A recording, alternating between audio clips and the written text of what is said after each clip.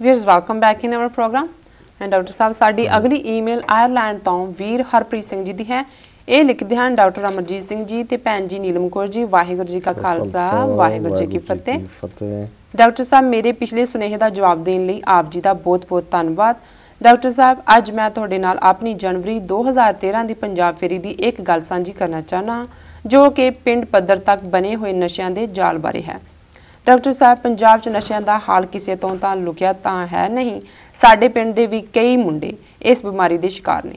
ਐਤਕੀ ਮੈਂ ਇੱਕ ਜਾਣੇ ਨੂੰ ਪੁੱਛਿਆ ਜਾਂ ਤੁਸੀਂ ਇਹ ਸਮੈਕ ਵਗੈਰਾ ਲਿਆਂਦੇ ਕਿੱਥੋਂ? ਉਹ ਕਹਿੰਦਾ ਕੱਲ ਨੂੰ ਨਾਲ ਚੱਲ ਪਈ ਲੱਗ ਜਾਣਾ ਪਤਾ। ਅਗਲੇ ਦਿਨ ਉਹ ਮੈਨੂੰ ਸਾਡੇ ਨਾਲ ਦੇ ਹੀ ਇੱਕ ਪਿੰਡ ਲੈ ਗਿਆ। ਉੱਥੇ ਇੱਕ ਜਨਾਨੀ ਇਹ ਕੰਮ ਕਰਦੀ ਹੈ। ਮੈਨੂੰ ਦੇਖ ਕੇ ਜਨਾਨੀ ਨੇ ਉਹਨੂੰ ਪੁੱਛਿਆ ਇਹ ਮੁੰਡਾ ਕੌਣ ਆ? ਅੱਗੇ ਤਾਂ ਕਦੀ ਨਹੀਂ ਦੇਖਿਆ। ਉਹ ਕਹਿੰਦਾ ਬਾਹਰੋਂ ਆਇਆ। ਅੱਗੂ ਜਨਾਨੀ ਕਹਿੰਦੀ ਇਹਨੂੰ ਵੀ ਚਾਹੀਦਾ ਸੌਦਾ? ਉਹ ਕਹਿੰਦਾ ਨਹੀਂ ਇਹ ਅਜੇ ਬਚਿਆ ਹੋਇਆ। ਮੇਰੇ ਪੁਲਿਸ ਬਾਰੇ ਪੁੱਛਣ ਤੇ ਜਨਾਨੀ ਆਕੜ ਕੇ ਕਹਿਣ ਲੱਗੀ ਕਾਕਾ 30,000 ਜਾਂਦਾ ਮਹੀਨੇ ਦਾ ਕਿਹੜਾ ਫੜ ਲਊ? ਡਾਕਟਰ ਸਾਹਿਬ ਹੁਣ ਤੁਸੀਂ ਆਪ ਹੀ ਹਿਸਾਬ ਲਾ ਲਓ। ਇੱਕ ਪਿੰਡ 'ਚ ਲਾਗਲੇ 5-6 ਪਿੰਡਾਂ ਨੂੰ ਸਪਲਾਈ ਜਾਂਦੀ ਹੈ ਤੇ ਸਾਡੇ ਹਲਕੇ 'ਚ ਮੰਨ ਲਵੋ ਜੇ ਕੋਈ 100 ਪਿੰਡ ਵੀ ਹੋਣ ਤਾਂ 100 ਵਿੱਚੋਂ 20 ਪਿੰਡਾਂ 'ਚ ਨਸ਼ਾ ਵਿਕਦਾ ਤੇ ਹੁਣ 30,000 ਨੂੰ ਕਰੋ 20 ਨਾਲ ਗੁਣਾ। ਇੰਨੀ ਕਮਾਈ ਇੱਕ ਮਹੀਨੇ ਦੀ ਇੱਕ ਥਾਣੇ ਨੂੰ ਜਾਂਦੀ ਹੈ। ਆਪਾਂ ਕਿੱਦਾਂ ਇਹ ਆਸ ਲਾ ਸਕਦੇ ਹਾਂ ਕਿ ਪੁਲਿਸ ਤੇ ਸਰਕਾਰ ਨਸ਼ਿਆਂ ਨੂੰ ਨੱਥ ਪਾ ਲਊ? ਜਿਹੜੇ ਅਖਬਾਰਾਂ 'ਚ ਰੋਜ਼ ਨਸ਼ੇ ਫੜ ਹੁੰਦੇ ਨੇ ਇਹਨਾਂ ਬਾਰੇ ਮੇਰੇ ਇੱਕ ਗੁਰਸਿੱਖ ਮਿੱਤਰ ਜੋ 2 ਸਾਲ ਪਹਿਲਾਂ ਪੁਲਿਸ 'ਚ ਭਰਤੀ ਹੋਇਆ ਨੇ ਦੱਸਿਆ ਕਿ ਪਹਿਲਾਂ ਤੇ ਫੜੇ ਹੋਏ ਸਮਾਨ ਨੂੰ ਮਹਿਕਮੇ 'ਚ ਵੰਡਿਆ ਜਾਂਦਾ ਤੇ ਫਿਰ ਮੀਡੀਆ ਰਾਹੀਂ ਫੋਕੀ ਸ਼ੋਹਰਤ ਹਾਸਲ ਕਰਕੇ ਇਹ ਸਮਾਨ ਅੱਡਿਆਂ ਤੇ ਪਹੁੰਚਦਾ ਤੇ ਫਿਰ ਉਹਦੇ ਇਸ ਵਿੱਚੋਂ ਹਿੱਸਾ ਖਾਦਾ ਜਾਂਦਾ। ਪੁਲਿਸ ਤੋਂ ਉੱਪਰ ਜਿਹੜੇ ਉਹਨਾਂ ਦੇ ਆਕਾ ਬੈਠੇ ਨੇ ਉਹਨਾਂ ਦੀ ਕਮਾਈ ਬਾਰੇ ਤਾਂ ਕਿਆਫਾ ਹੀ ਲਾਇਆ ਜਾ ਸਕਦਾ। ਡਾਕਟਰ ਸਾਹਿਬ ਇਸ ਤਰ੍ਹਾਂ ਦੀ ਪ੍ਰਣਾਲੀ 'ਚ ਸਰਕਾਰ ਤੋਂ ਆਸ ਕਰਨੀ ਤਾਂ ਫਜ਼ੂਲ ਹੈ। ਇਹ ਤੇ ਲੋਕਾਂ ਨੂੰ ਆਪ ਹੀ ਇਕਜੁੱਟ ਹੋਣਾ ਪੈਣਾ ਤੇ ਹੋ ਵੀ ਰਹੇ ਨੇ ਤੇ ਕਈ ਵੀਰ ਪੰਜਾਬ 'ਚ ਇਸ ਸੰਬੰਧੀ ਬਹੁਤ ਵਧੀਆ ਕੰਮ ਕਰ ਰਹੇ ਨੇ। ਪਰ ਗੱਲ ਫਿਰ ਜਾਗਰੂਕਤਾ ਤੇ ਆ ਕੇ ਮੁੱਕ ਜਾਂਦੀ ਹੈ। ਪਰ ਮੈਨੂੰ ਆਸ ਹੈ ਗੁਰੂ ਸਾਹਿਬ ਕੋਈ ਕਲਾ ਜ਼ਰੂਰ ਵਰਤਾਉਣਗੇ ਤੇ ਇਹ ਕੋਡ ਤੋਂ ਪੰਜਾਬ ਦੀ ਖੁਲਾਸੀ ਛੇਤੀ ਹੀ ਹੋਵੇਗੀ। ਆਪਣੀ ਗੱਲ ਨੂੰ ਇੱਥੇ ਹੀ ਸਮੇਟਦਾ ਹੋਇਆ ਲੰਬੀ ਈਮੇਲ ਲਿਖਣ ਲਈ ਆਪ ਜੀ ਤੋਂ ਖਿਮਾ ਮੰਗਦਾ ਹਾਂ। ਪਾਓ ਫਤਿਹ ਦੀ ਸਾਂਝ ਜੀ। ਵਾਹਿਗੁਰੂ ਜੀ ਕਾ ਖਾਲਸਾ ਵਾਹਿਗੁਰੂ ਜੀ ਕੀ ਫਤਿਹ। ਵੀਰ ਹਰਪ੍ਰੀਤ ਸਿੰਘ ਜੀ ਦਾ ਬਹੁਤ-ਬਹੁਤ ਧੰਨਵਾਦ। ਉਹਨਾਂ ਨੇ ਸਾਨੂੰ ਆਇਰਲੈਂਡ ਤੋਂ ਲਿਖਿਆ ਜੀ। ਆਇਰਲੈਂਡ ਕੰਟਰੀ ਜਾਂ ਉਹਦੇ ਲੋਕ ਮੇਰੇ ਲਈ ਹਮੇਸ਼ਾ ਹੀ ਬੜੇ ਪ੍ਰੇਰਨਾ ਵਾਲੇ ਰਹੇ ਨੇ ਜੀ।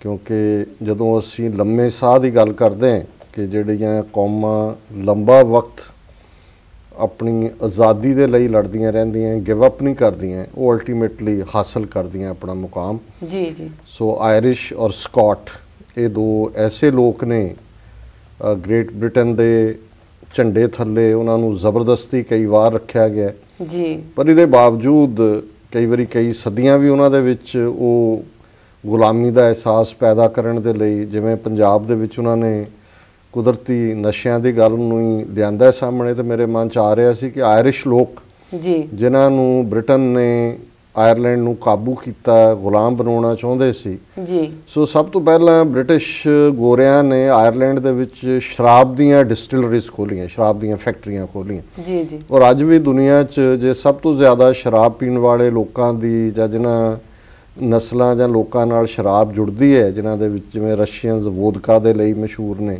ਜੀ। ਸੋ ਅਮਰੀਕਾ ਦੇ ਵਿੱਚ ਵੀ ਆਇਰਿਸ਼ ਦੀ ਗੱਲ ਦਾ ਮਤਲਬ ਹੁੰਦਾ ਹੈ ਕਿ ਪੂਰੀ ਤਰ੍ਹਾਂ ਸ਼ਰਾਬ ਦੇ ਵਿੱਚ ਗਾਇਬ ਹੋ ਜਾਣਾ। ਔਰ ਸਾਡਾ ਸ਼ਾਇਦ ਹਾਲ ਆਇਰਿਸ਼ ਦੇ ਜੇ ਬਰਾਬਰ ਨਹੀਂ ਤਾਂ ਇਹਨਾਂ ਤੋਂ ਠੀਕ ਵੀ ਨਹੀਂ ਹੈ। ਅਸੀਂ ਵੀ ਇਹਨਾਂ ਵਾਂਗ ਹੀ ਹੋਏ ਹਾਂ। ਪਰ ਜਿਵੇਂ ਸਾਨੂੰ ਸ਼ਰਾਬ ਅੰਗਰੇਜ਼ਾਂ ਨੇ ਹੀ ਲਾਈ ਖਾਸ ਤੌਰ 'ਤੇ ਆਰਮੀ ਦੇ ਵਿੱਚ ਜਿਹੜੇ ਸਿੱਖ ਗਏ ਅੰਗਰੇਜ਼ ਪੀਰੀਅਡ 'ਚ ਕਿਵੇਂ ਉਹਨਾਂ ਨੂੰ ਹੌਲੀ ਹੌਲੀ ਉਹਨਾਂ ਨੂੰ ਐਕਸਟਰਾ ਸ਼ਰਾਬ ਦਿੱਤੀ ਜਾਂਦੀ ਸੀ। ਜਦੋਂ ਫੌਜੀ ਨੇ ਛੁੱਟੀ ਆਉਣਾ 2 ਬੋਤਲਾਂ ਉਹਨੂੰ ਹੋਰ ਲੈ ਕਹਿੰਦੇ ਸੀ ਵੀ ਤੂੰ ਲੈ ਜਾ। ਫਿਰ ਉਹ ਦੂਜਿਆਂ ਨੂੰ ਵੀ ਚਸਕਾ ਜਿਹੜਾ ਉਹਦੇ ਨਾਲ ਲੱਗਣਾ ਸ਼ੁਰੂ ਹੋ ਜਾਂਦਾ ਸੀ। ਔਰ ਇਸ ਤਰੀਕੇ ਨਾਲ ਬੜੀ ਸਿਸਟਮੈਟਿਕਲੀ ਉਹਨਾਂ ਨੇ ਸ਼ਰਾਬ ਲਿਆਂਦੀ। ਪਰ ਫਿਰ ਵੀ ਜਿਹੜੀ ਆਇਰਿਸ਼ ਸਪਿਰਿਟ ਸੀ ਜੀ। ਔਰ ਜਦੋਂ ਅਸੀਂ ਸੇਂਟ ਸ਼ੋਲਜਰ ਦੀ ਗੱਲ ਵੀ ਕਰਦੇ ਹਾਂ ਸੰਤ ਸਿਪਾਹੀ ਦਾ ਕਨਸੈਪਟ ਬੇਸ਼ੱਕ ਸਾਡਾ ਡਿਫਰੈਂਟ ਹੈ ਆਇਰਿਸ਼ ਪਾਰਟ ਨਾਲੋਂ ਪਰ ਆਇਰਲੈਂਡ ਨੇ ਵੀ ਸੇਂਟ ਬੜੇ ਪੈਦਾ ਕੀਤੇ ਜਿਵੇਂ ਸੇਂਟ ਪੈਟਰਿਕ ਡੇ ਵੀ ਮਨਾਇਆ ਜਾਂਦਾ ਹੈ ਜੀ। ਮੈਜੋਰਟੀ ਉਹਨਾਂ ਦੇ ਕੈਥੋਲਿਕਸ ਨੇ ਆਲਮੋਸਟ 80-85% ਹੋਣਗੇ ਜੀ। ਸੋ ਉਹਨਾਂ ਨੇ ਵੀ ਜਿਹੜਾ ਸੇਂਟਲੀ ਤਰੀਕੇ ਨਾਲ ਉਧਰ ਵੀ ਸੀ ਜਦੋਂ ਸ਼ਰਾਬੀ ਬਣੇ ਤਾਂ ਵੀ ਉਧਰ ਬਣੇ ਜੀ ਤੇ ਕਰੂਸੇਡਰਸ ਜਿਹੜੇ ਕਰੂਸੇਡ ਸੀ ਜਾਣ ਵਾਲੇ ਉਹਨਾਂ 'ਚ ਵੀ ਸੀ, ਔਰ ਬ੍ਰਿਟਿਸ਼ਰਸ ਨੇ ਜਦੋਂ ਇਹਨਾਂ ਨੂੰ ਕਾਬੂ ਕੀਤਾ ਹੈ ਤੇ ਦੁਨੀਆ ਦੀਆਂ ਬਹੁਤ ਸਾਰੀਆਂ ਕਾਲੋਨੀਜ਼ ਫਤਿਹ ਕਰਨ ਲਈ ਜਾਂ ਜਿਹੜੇ ਮੁਲਕਾਂ ਨੂੰ ਫਤਿਹ ਕਰਕੇ ਕਾਲੋਨੀਜ਼ ਬਣਾਇਆ, ਉਹਦੇ 'ਚ ਵੀ ਗੁੱਡ ਨੰਬਰ ਆਇਰਿਸ਼ ਸੋਲਜਰਸ ਦਾ ਹੀ ਸੀ। ਜਿਵੇਂ ਸਿੱਖਾਂ ਦੇ ਉੱਤੇ ਵੀ ਉਹ ਸਾਰੀ ਟ੍ਰੇਟ ਲਾਗੂ ਹੁੰਦੇ ਨੇ। ਬ੍ਰਿਟਿਸ਼ ਨੇ ਸਾਨੂੰ ਆਰਮੀ 'ਚ ਵੀ ਲੋੜੋਂ ਵੱਧ ਭਰਤੀ ਕੀਤਾ ਹੈ, ਫਿਰ ਕਦੇ ਅਫਗਾਨਿਸਤਾਨ 'ਚ ਵਰਤਿਆ, ਕਦੇ ਇਜਿਪਟ 'ਚ ਲੈ ਗਏ, ਕਦੇ ਟਰਕੀ 'ਚ ਲੈ ਗਏ, ਕਦੇ ਕਿਤੇ ਲੈ ਗਏ। ਫਸਟ ਵਰਲਡ ਵਾਰ ਹੋਏ, ਸੈਕੰਡ ਵਰਲਡ ਵਾਰ 'ਚ, ਯੂਰਪ 'ਚ, ਜਿੱਥੇ ਜਿੱਥੇ ਵੀ ਉਹਨਾਂ ਨੂੰ, ਈਵਨ ਚਾਈਨਾ 'ਚ। ਸੋ ਫਿਰ ਉਹਨਾਂ ਨੇ ਸਾਨੂੰ ਰਾ ਮੈਟੀਰੀਅਲ ਬਣਾ ਕੇ ਵਰਤਿਆ। ਇਵੇਂ ਹੀ ਆਇਰਿਸ਼ ਵੀ ਵਰਤੇ ਜਾਂਦੇ ਰਹੇ। ਪਰ ਅਖੀਰ ਉਹਨਾਂ ਨੇ ਜਿਹੜਾ 1930s ਤੱਕ ਪਹੁੰਚਦੇ ਆ ਉਹ ਹਾਲਾਤ ਪੈਦਾ ਕੀਤੇ ਕਿ ਆਇਰਲੈਂਡ ਇੱਕ ਅਲੱਗ ਕੰਟਰੀ ਦੇ ਤੌਰ ਤੇ ਬ੍ਰਿਟਿਸ਼ਰਸ ਨੂੰ ਬਣਾ ਕੇ ਦੇਣਾ ਪਿਆ। ਥੋੜਾ ਹਿੱਸਾ ਉਹਨਾਂ ਨੇ ਰੱਖ ਲਿਆ ਜਿਹਨੂੰ ਨਾਰਦਰਨ ਆਇਰਲੈਂਡ ਕਹਿੰਦੇ ਨੇ, ਜਿਹੜਾ ਬ੍ਰਿਟਨ ਦਾ ਅੱਜ ਵੀ ਹਿੱਸਾ ਹੈ। ਪਰ ਫਿਰ ਉੱਥੇ ਵੀ 1950 60 ਤੋਂ ਉਹਨਾਂ ਨੇ ਹਥਿਆਰਬੰਦ ਸੰਘਰਸ਼ ਸ਼ੁਰੂ ਕੀਤਾ ਹੈ ਤੇ 1990 ਤੱਕ ਪਹੁੰਚਦੇ ਆ। ਫਿਰ ਵਾਈਟ ਹਾਊਸ ਦੇ ਵਿੱਚ ਪ੍ਰੈਜ਼ੀਡੈਂਟ ਕਲਿੰਟਨ ਨੇ ਉਸ ਵੇਲੇ ਦੇ ਜਿਹੜਾ IRA ਸੀ ਉਹਨਾਂ ਨੇ ਆਪਣਾ ਇੱਕ ਪੋਲੀਟੀਕਲ ਵਿੰਗ ਵੀ ਬਣਾਇਆ, ਸ਼ਿਨ ਫੇਨ ਉਹਨਾਂ ਦਾ ਗੈਰੀ ਐਡਮ ਸੀ, ਉਹਨਾਂ ਔਰ ਬ੍ਰਿਟਿਸ਼ ਗਵਰਨਮੈਂਟ ਦਾ ਸਮਝੌਤਾ ਕਰਵਾਇਆ। ਹੁਣ ਅਨਈਜ਼ੀ ਜਿਹੀ ਪੀਸ ਹੈ, ਲੇਕਿਨ ਜਿਹੜੇ ਨਾਰਦਰਨ ਆਇਰਲੈਂਡ, ਹਾਲਾਂਕਿ ਉੱਥੇ ਉਹ ਮੈਜੋਰਟੀ 'ਚ ਨਹੀਂ ਨੇ ਆਇਰਿਸ਼, ਮੈਜੋਰਟੀ 'ਚ ਹੁਣ ਦੂਸਰੇ ਕਰ ਦਿੱਤੇ ਨੇ, ਲੇਕਿਨ ਅਜੇ ਵੀ ਉਹ ਇਸ ਗੱਲ ਦੇ ਲਈ ਚਾਹਨਾ ਵੀ ਹੈ ਔਰ ਉਹ ਯਤਨ ਵੀ ਕਰਦੇ ਨੇ ਕਿ ਅਸੀਂ ਮੁੱਖ ਧਾਰਾ ਆਇਰਲੈਂਡ ਦੇ ਨਾਲ ਮਿਲਣਾ। ਸੋ ਉੱਥੋਂ ਇਹ ਸਾਨੂੰ ਈਮੇਲ ਵੀਰ ਲਿਖਦੇ ਨੇ ਔਰ ਉਹਨਾਂ ਨੇ ਜਿਹੜੀ ਘਟਨਾ ਕਹੀ ਆ ਉਹ ਤਾਂ ਸੈਲਫ ਐਕਸਪ੍ਰੈਸਿਵ ਹੀ ਆ, ਉਹਦੇ 'ਚ ਤਾਂ ਮੈਂ ਕੀ ਕਹਿ ਸਕਦਾ।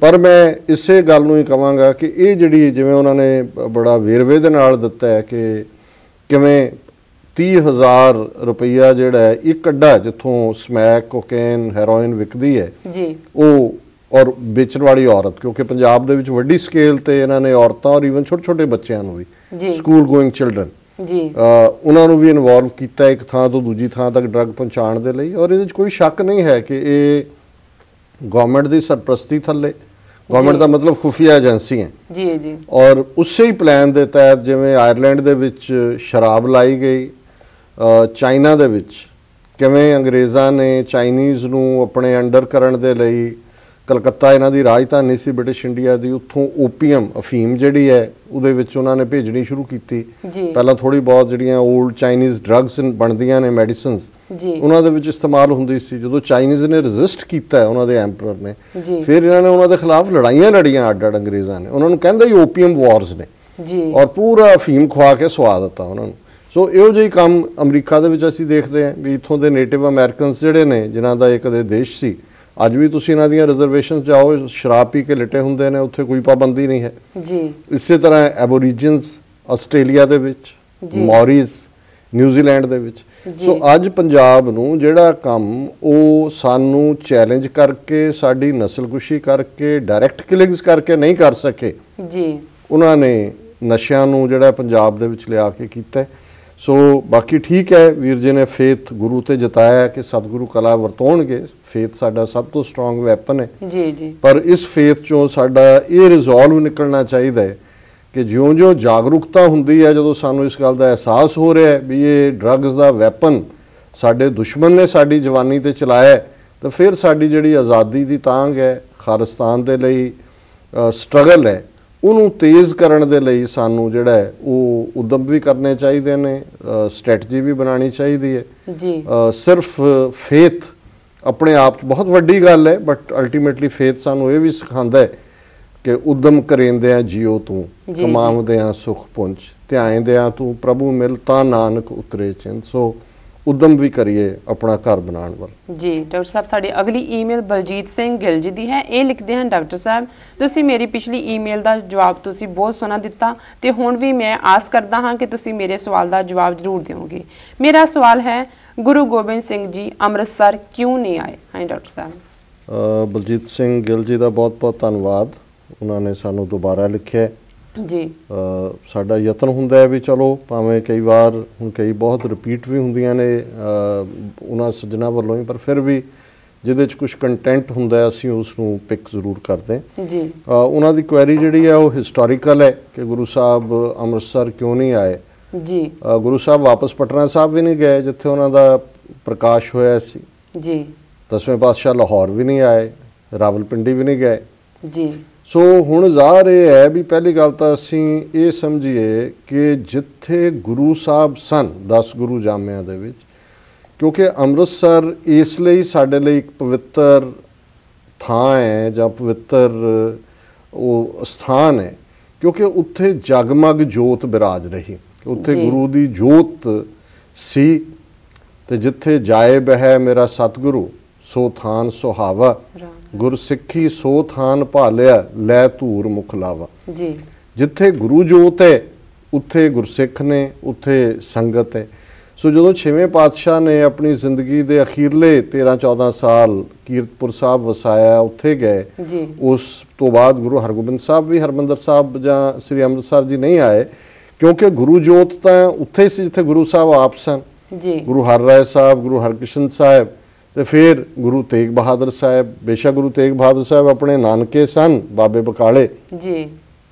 ਜਦੋਂ ਗੁਰੂ ਜਿਹੜਾ ਹੈ ਗੁਰੂ ਲਾਦੋਰੇ ਦੇ ਨਾਲ ਪ੍ਰਗਟ ਹੋਏ ਆਏ ਤੇ ਇਹ ਜਿਹੜਾ ਸ੍ਰੀ ਹਰਮੰਦਰ ਸਾਹਿਬ ਦਾ ਕੰਟਰੋਲ ਹੈ 6ਵੇਂ ਪਾਤਸ਼ਾਹ ਦੇ ਕੀਰਤਪੁਰ ਸਾਹਿਬ ਜਾਣ ਤੋਂ ਬਾਅਦ ਪ੍ਰਿਥੀ ਚੰਦ ਜਿਹੜਾ ਜਿਹਨੂੰ ਕਿ ਮੀਣੇ ਕਰਕੇ ਜਿਨ੍ਹਾਂ ਨੂੰ ਅਸੀਂ ਸੰਬੋਧਨ ਕਰਦੇ ਹਾਂ, ਭਾਈ ਗੁਰਦਾਸ ਜੀ ਨੇ ਸ਼ਬਦ ਦਿੱਤੇ, ਉਹਨਾਂ ਦੇ ਟੱਬਰ ਕੋਲ ਆ ਗਿਆ।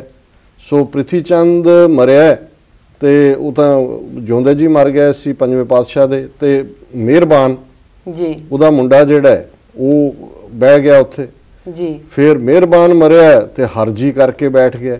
ਸੋ ਜਦੋਂ ਗੁਰੂ ਤੇਗ ਬਹਾਦਰ ਸਾਹਿਬ ਵੀ ਆਏ ਜਾਂ ਦਰਵਾਜ਼ੇ ਉਹਨਾਂ ਨੇ ਪੁਜਾਰੀਆਂ ਨੇ ਬੰਦ ਕੀਤੇ, ਇਹ ਉਹ ਸਮਾਂ ਸੀ ਕਿ ਕਬਜ਼ਾ ਮੀਣਿਆਂ ਦੇ ਕੋਲ ਸੀ। ਸੋ ਗੁਰੂ ਤੇਗ ਬਹਾਦਰ ਸਾਹਿਬ ਨੇ ਕੋਈ ਝਗੜਾ, ਹਾਲਾਂਕਿ ਸਿੱਖ ਉਦੋਂ ਵੀ ਨਾਲ ਸੀ, ਕਿੰਨੇ ਕੁ ਪੁਜਾਰੀਆਂ ਦੀ ਕਿੰਨੀ ਕੁ ਤਾਕਤ ਹੋਏਗੀ, ਪਰ ਇਹ ਸਾਰਿਆਂ ਦੀ ਹਕੂਮਤ ਦੇ ਨਾਲ ਬਣੀ ਹੋਈ ਸੀ, ਹਕੂਮਤ ਇਹਨਾਂ ਦੀ ਪਿੱਠ ਠੋਕਦੀ ਸੀ। ਔਰ ਗੁਰੂ ਸਾਹਿਬ ਵੱਲੇ ਪਿੰਡ ਚਲੇ ਗਏ, ਪਿੰਡ ਦੀਆਂ ਬੀਬੀਆਂ ਅੰਮ੍ਰਿਤਸਰ ਸ਼ਹਿਰ ਦੀਆਂ ਉਹਨਾਂ ਨੂੰ ਜਿਹੜੀਆਂ ਉਹਨਾਂ ਨੇ ਜਾ ਕੇ ਕੀਰਤਨ ਦੇ ਰਾਹੀਂ ਮੁਆਫੀ ਮੰਗੀ। ਤੇ ਕਈ ਵਾਰ ਅਸੀਂ ਇਹ ਵੀ ਕਿ ਮਿਸਨੋਮਰ ਇਸਤੇਮਾਲ ਕਰਦੇ ਹਾਂ ਜੀ, ਗੁਰੂ ਸਾਹਿਬ ਨੇ ਕਿਹਾ ਅੰਬਰਸਰੀਏ ਅੰਦਰ ਸੜੀਏ ਜਾਂ ਮਾਈਆਂ ਰੱਬ ਰਜਾਈਆਂ। ਮਾਈਆਂ ਰੱਬ ਰਜਾਈਆਂ ਤਾਂ ਚਲੋ ਹੈ ਹੀ ਹੈ, ਹਮੇਸ਼ਾ ਹੀ ਸਿੱਖੀ ਦਾ ਆਧਾਰ ਸਾਡੀਆਂ ਸ਼ਰਧਾਵਾਨ ਬੀਬੀਆਂ ਨੇ, ਪਰ ਮਸੰਦਾਂ ਦੇ ਕੰਟੈਕਸਟ ਵੀ ਇਹ ਸ਼ਬਦ ਸੀ ਕਿ ਇਹ ਮਸੰਦ ਜੋ ਅੰਬਰ ਸਰੀਏ ਤ੍ਰਿਸ਼ਨਾ ਅਗਨ ਕੇ ਅੰਤਰ ਸੜੀਏ, ਕਿ ਇਹ ਜਿਹੜੇ ਮਸੰਦ ਨੇ ਬੈਠੇ ਹੋਏ ਪੁਜਾਰੀ ਇਹ ਤ੍ਰਿਸ਼ਨਾ ਦੀ ਅੱਗ ਦੇ ਵਿੱਚ, ਲਾਲਚ ਦੇ ਵਿੱਚ, ਡਿਜ਼ਾਇਰਸ ਦੀ ਅੱਗ ਵਿੱਚ ਸੜ ਰਹੇ ਨੇ। ਸੋ ਜ਼ਾਹਰ ਹੈ ਵੀ ਕੰਟਰੋਲ ਇਹਨਾਂ ਦੇ ਕੋਲ ਹੀ ਸੀ।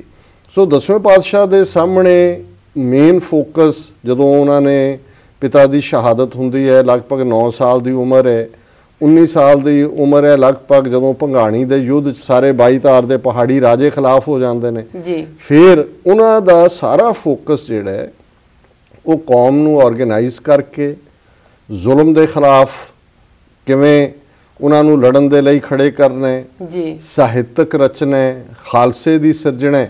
ਸੋ ਇਹ ਸਾਰੇ ਕ੍ਰੀਏਟਿਵ, ਔਰ ਫਿਰ ਅੱਜ ਦੀ ਤਰ੍ਹਾਂ ਨਹੀਂ ਸੀ ਕਿ ਅੰਮ੍ਰਿਤਸਰੋਂ ਤੁਸੀਂ ਅਨੰਦਪੁਰ ਸਾਹਿਬ 2.5 ਘੰਟੇ ਕਾਰ 'ਚ ਚਲੇ ਜਾਂਦੇ ਹੋ ਜਾਂ 3 ਘੰਟੇ ਚਲੇ ਜਾਂਦੇ ਹੋ।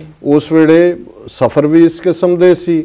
ਜਿਹੜੇ ਅੰਮ੍ਰਿਤਸਰ ਦੇ ਸੀ ਲੋਕ ਪੁਜਾਰੀ ਉੱਥੇ, ਉਹ ਸਰਕਾਰ ਦੇ ਨਾਲ ਸੀ, ਲਾਹੌਰ ਦੀ ਪ੍ਰੋਕਸੀਮਿਟੀ ਸੀ। ਸੋ ਕੋਈ ਵੀ ਟਕਰਾਅ ਜਾਂ ਟੱਕਰ ਗੁਰੂ ਸਾਹਿਬ ਜੇ ਉਸ ਸੇਫ ਥਾਂ ਤੋਂ ਬਾਹਰ ਨਿਕਲਦੇ ਤੇ ਉਹ ਪੋਸੀਬਲ ਸੀ। ਸੋ ਗੁਰੂ ਸਾਹਿਬ ਨੇ ਆਪਣੀ ਟਾਈਮਿੰਗ ਦੇ ਮੁਤਾਬਕ ਔਰ ਆਪਣੇ ਪਲੇਸ ਦੇ ਮੁਤਾਬਕ ਕਿ ਜਿੱਥੇ ਉਹਨਾਂ ਨੇ ਦੁਸ਼ਮਣ ਨੂੰ ਵੰਗਾਰਿਆ, ਕਿਲੇ ਬਣਾਏ, 9 ਮਹੀਨੇ ਡਿਫੈਂਡ ਕੀਤਾ। ਸੋ ਅਸੀਂ ਸਮਝਦੇ ਹਾਂ ਵੀ ਗੁਰੂ ਜੋਤ ਉੱਥੇ ਬਿਰਾਜਮਾਨ ਸੀ। ਪਰ ਇਹ ਨਹੀਂ ਹੈ, ਅੰਮ੍ਰਿਤਸਰ ਨੂੰ ਜਦੋਂ 1900 ਸ਼ਾਇਦ ਖਾਲਸਾ ਸਾਜਨਾ ਤੋਂ ਪਹਿਲਾਂ ਹੀ ਅੰਮ੍ਰਿਤਸਰ ਦੇ ਸਿੱਖਾਂ ਦਾ ਇੱਕ ਡੈਪੂਟੇਸ਼ਨ ਆਇਆ, ਉਦੋਂ ਪੁਜਾਰੀ ਸ਼ਾਇਦ ਦੌੜ ਦੌੜ ਗਏ ਸੀ ਜਾਂ ਉਹਨਾਂ ਦੀ ਪੂਜਾ ਦਾ ਖਤਮ ਹੋ ਗਿਆ ਹੋਣਾ, ਸੰਗਤ ਆਣੀ ਬੰਦ ਹੋ ਗਈ ਹੋਣੀ। ਫਿਰ ਇੱਕ ਵਾਰ ਭਾਈ ਮਨੀ ਸਿੰਘ ਜੀ ਨੂੰ ਉਹਨਾਂ ਨੇ ਭੇਜਿਆ ਔਰ ਬਾਅਦ ਦੇ ਵਿੱਚ ਜਿਹੜਾ ਉਸ ਦਾ ਕੰਟਰੋਲ ਬਾਬਾ ਬੰਦਾ ਸਿੰਘ ਬਹਾਦਰ ਦੀ ਸ਼ਹਾਦਤ ਤੋਂ ਬਾਅਦ 1716-17 ਦੇ ਵਿੱਚ ਭਾਈ ਮਨੀ ਸਿੰਘ ਜੀ ਫਿਰ ਹਰਮੰਦਰ ਸਾਹਿਬ ਆਏ ਔਰ ਉਹ ਸਾਰੀ ਮਰਿਆਦਾ ਐਸਟੈਬਲਿਸ਼ ਕੀਤੀ। ਸੋ ਇਹ ਹਿਸਟੋਰੀਕਲ ਜਿਹੜੇ ਰੀਜ਼ਨ ਨੇ, ਬਾਕੀ ਮਿਸਟਿਕ ਜਿਹੜੇ ਅਧਿਆਤਮ ਦੇ ਰੀਜ਼ਨ ਨੇ ਉਹ ਸਤਿਗੁਰੂ ਆਪ ਜਾਣਦੇ ਨੇ। ਪਰ ਕਿਉਂਕਿ ਉਹਨਾਂ ਦਾ ਸਵਾਲ ਸੀ, ਜਿੰਨੀ ਕਿ ਮੇਰੀ ਤੁਛ ਬੁੱਧੀ ਮੁਤਾਬਕ ਮੈਂ ਸਮਝ ਸਕਿਆ, ਸੋ ਮੈਨੂੰ ਇਹ ਕਾਰਨ ਲੱਗਦੇ ਨੇ। ਵੀਅਰਸ ਤੁਸੀਂ ਸਾਡੇ ਨਾਲ ਇਸ ਤਰ੍ਹਾਂ ਜੁੜੇ ਰਹੋ, ਮਿਲਦੇ ਹਾਂ ਆਫਟਰ ਦਿਸ ਸ਼ਾਰਟ ਬ੍ਰੇਕ।